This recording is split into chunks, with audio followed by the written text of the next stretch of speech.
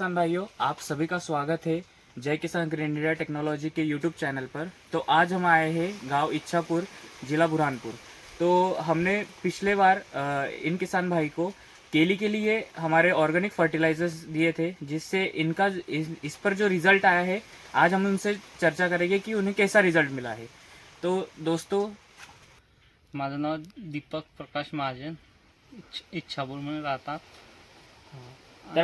तर आपण काय म्हणता, एक ह्या केळीसाठी जे मटेरियल यूज केलं होतं, तर त्याच्यावर काय तुम्हाला रिझल्ट भेटलाय ते तुम्ही सांगू शकता? रिझल्ट चांगला भेटला आहे केळीमध्ये. आणि काय म्हणता, म्हणजे कोणते कोणते मटेरियल यूज केले तुम्ही?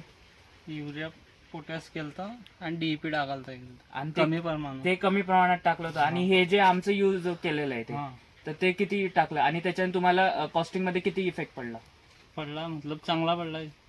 अच्छा. आणि त्याच्यात म्हणजे आपण बोनोमिल पावडर यूज केलं होतं, हा. बायोपोटॅश यूज केलं होतं, त्याच्यानंतर केळीगन्ना स्पेशल, आणि आपण त्याच्या आधी बॅक्टेरिया किट टाकली होती, हा. जे आपल्या 8 प्रकारचे बॅक्टेरिया राहतात ते टाकलं होतं.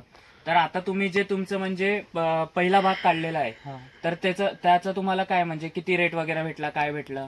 रेट मतलब 1650 भेटला. 2 वेळा काटाला आहे. हा, 1650 भेटला. 3000 खोड आहे. मतलब 3000 खोडांमधलं 1650 रेट भेटला. हा. आणि आता किती बाकी आहे तरी हा आता? मतलब आता 2-1000 खोड बाकी आहे. 2000 खोड बाकी आहे. तरी आता रेट म्हणजे तोच चालू आहे, 1600-1700 असा रेट चालू आहे. हा. हा, ते. आणि अजून बॅक्टेरिया किटने पण खूप चांगला इफेक्ट भेटला तुम्हाला. हा. तेच. आणि मग जसं तुम्ही केमिकल आणि बायोलॉजिकल यूज करता, त्याच्यामध्ये रेटचा फरक तुम्हाला कळलाच असेल की हा. याचा रेट कमी आहे, त्याचा रेट जास्त आहे. तर आपला जो बायोलॉजिकल फर्टिलायझर होता, तर त्याचा रेट कमीच आहे. कमीच आहे. आणि म्हणजे आपलं जी मातीची उपजाऊ क्षमता आहे ती पण वाढवते. हा. तेच. वाढवते.